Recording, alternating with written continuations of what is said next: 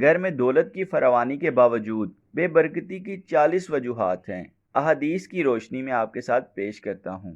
Number 1، مغرب اور عشاء کے درمیان سونا۔ نمبر 2، مہمان کے آنے پر ناراض ہونا۔ نمبر 3، صبح سورج نکلنے تک سوئے رہنا۔ نمبر 4، قرآن مجید نہ پڑھنا۔ نمبر 5، رشتہ داروں سے بدسلوکی اور قطع تعلقی کرنا۔ نمبر 6، نماز کو دیر اور سستی سے ادا کرنا۔ نمبر 7، اندھیرے میں کوئی بھی چیز کھانا یا پینا۔ نمبر 8، رات کو جھاڑو یا ویکیوم لگانا۔ نمبر 9، کسی کے لیے یا اپنے لیے مرنے کی بد دعا کرنا۔ نمبر 10، دانت سے روٹی کھینچ کر کھانا، برگر اور شاورمے کی طرح۔ نمبر 11، بسم اللہ پڑھے بغیر کھانا شروع کرنا۔ نمبر 12، دانت سے ناخن چبانا۔ نمبر 13، کھڑے کھڑے پاجامہ، شلوار یا پینٹ پہننا۔ نمبر 14، عورتوں کا کھڑے کھڑے بال باندھنا۔ نمبر 15، پھٹے ہوئے کپڑے کو جسم پر پہنے ہوئے سلائی کرنا یا بٹن لگانا۔ نمبر 16، جان بوجھ کر ٹوٹے ہوئے برتن اور سامان استعمال کرنا۔ نمبر 17، پھلدار درخت کے نیچے پیشاب کرنا۔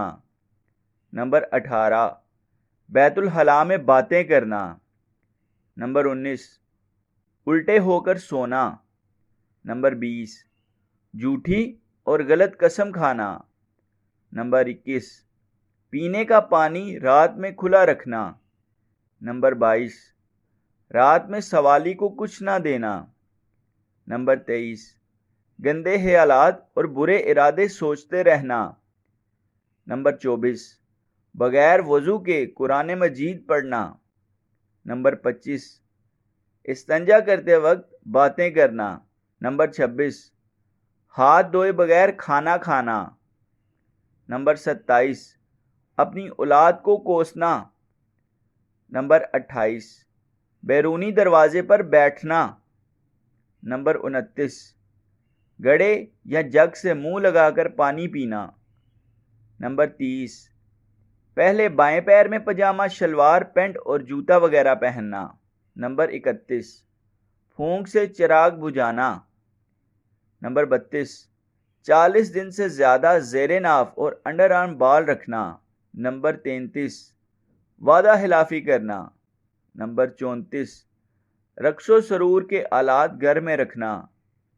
نمبر 35، حالت جنابت میں حجامت کرنا اور کروانا۔